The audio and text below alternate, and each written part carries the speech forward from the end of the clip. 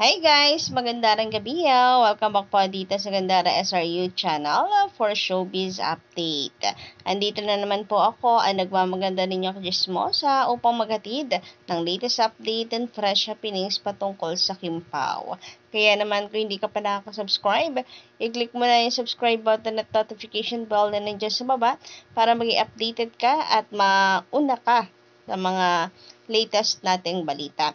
Samantala, para po sa gabing ito, bago tayo mag-start sa pinakasentro ng ating balita, nais ko po muna i-congratulate si Kimi dahil nanalo nga po siya bilang Most Outstanding Asian Star sa show Drama Awards 2024. O diba, nakaka-proud. May pa-billboard pa. Ang sarap pong pagmasdan ng kanyang LED billboard dyan sa Korea. Sobra pong nakakatuwa at nakaka-proud. Well, very deserved naman ni Kimi or ni Kim Chu yung award na ito. Napakahusay po kasi talagang actress and mabuting tao kaya po pinagpapala. Kaya sa mga bashers, pag-inggit po, pumikit na lang kasi wala po kayong magagawa. Sa patuloy lang po ang pagtaas ni Kim Chu. Dahil habang inyo po siyang dinadown, hinihila pababa, patuloy lamang po siyang pinagpapala.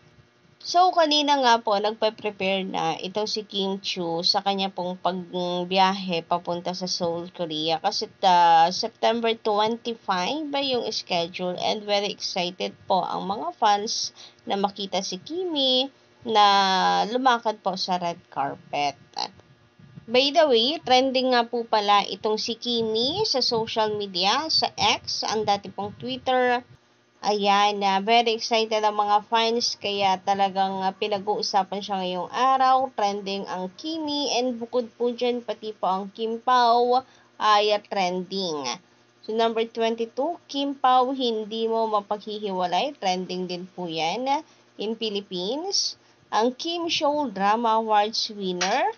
Trending din. Grabe nga naman ang mga fans, no? Todo support po talaga sa Kim Pao. Hindi, ito yung patunay na talagang sikat po ang tambalan ni Kim and ni Paolo na talagang marami pong fans ang Kim Pao. Katunayan yan, hindi lang po isa or dalawa, tatlo ang trending. Sapagkat number 25, trending din po ang Kim Pao Destined Be Together. So, ayan, bali apat po ang trending ngayon. Pasok sa trending ngayong araw. Napakalakas, diba, na Kim Pao? Kimi, Kim Pao hindi mo paghihiwalay, Kim Show Drama Awards winner, and Kim Pao Destined to Be Together. Wow, congratulations! Maraming salamat din po sa mga fans na nagmamahal sa kanilang dalawa. It is not possible without them. Kaya naman, alay ni Kim and Paolo ang kanilang movie para po sa kanila pong mga fans na nagmamahal sa kanila. And speaking of movie, My Love Will Make You Disappear, ito po ang good news natin. So, ayon sa nasagap nating balita, magsisimula na po ang taping ni Kim and Paolo. So, nahagip nga po dito ang schedule ni Kimi. So, yan, makikita po ninyo dito, October schedule po ito ni Kim Chu. Nariyan po ang showtime. And nahagip nga po ang My Love Will Make You Disappear na movie ni Kim and Paolo. Sana nakikita po ninyo ng malinaw. Pero dito po sa pangalawang column kasi sa baba, para sa mga medyo malabo po yung paningin, nakalagay po dito ang MLWMYD. Stand for My Love Will Make You Disappear. And meron po itong petsa na kung hindi po 2 or 7. So, meaning ngayong October na po magsisimula ang taping nila. So, mga first week of October, starts na po sila sa kanila pong taping. And asahan natin na ngayong Oktobre na marami po tayong update sa kanilang dalawa. Kasi panigurado, meron po mag-i-spoil niya ng behind the scenes. Nakuha po dyan sa kanilang taping. Siyempre, mga interviews. Muli na naman nating makikitang magkasama yung dalawa. So, malapit naman na po yan. Makatapusan naman na ngayon ng Setyembre. So, hintay-hintay lang, all the taping pa lamang po ito. Sa 2025 pa talaga ang final na mapapanood ang movie. Pero maganda kung ngayon pa lamang po, ipaparamdam na po natin sa kanila yung atin pong suporta para sa upcoming movie nila ito bilang motivation para sipagin po sila. And syempre, para na rin na meron pang sunod na movie nakaabang sa kanila. Looking forward din kasi ang mga fans noon ng another movie ng Kim Pao.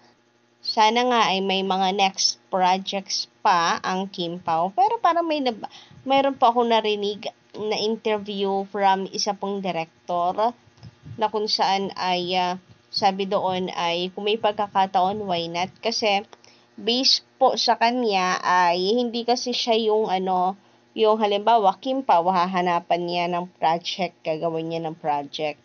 Yung project daw po kasi ang naghahanap doon sa character na bubuhay sa kanya. So, kung sakali man na yung kwento ay hinahanap po na mag-portray ay ang Kim pa, why not? Pero sure naman yan guys na meron pong susugal sa Kim Pao kasi di naman po sila lugi. Grabe guys, ang dami pong fans ng Kim Pao plus si Kim Chiu alone ay eto nga pang international na siya, no? So lahat po ng project niya kumita po talaga. Teleseries niya ang tataas ng ratings plus si Paulo Avellino pa sikat din. Then pinagsama pa sila. Lalo na, 'di ba? Anyway, believe din talaga ako sa mga Kim Pao fans. Ang gagaling po nilang magsoko. Biruin po ninyo yun. At nakita nila yung schedule po ng taping nitong Kim Pao para sa kanilang upcoming movie. So, nakaka-good vibes. At least ngayon, at least panatag po ang ilang fans na matutuloy po ang movie. May mga nagsasabi kasi na hindi yan matutuloy. May mga nagdenega na po agad doon sa movie. So, isang malaking sampal na rin po ito sa kanila, di ba? Natuloy na tuloy at wala makakapigil sa movie na Kim Pao kasi wala naman pong reason para kanila po itong tawag dito, wag ituloy. Walang reasons para hindi ituloy ang movie ng Kim Pao. So, yun lang po muna for today. Good luck po kay Kim Chu para po sa SDA, Show Drama Awards. And hoping, sana nga po ay sumunod si Paulo sa kanya. Kung hindi po conflict sa schedule niya, hindi ba? Anyway, yun lang po muli ang ating update sa gamito. Maraming salamat sa pakikinig. And don't forget to click the subscribe button and notification bell for more updates.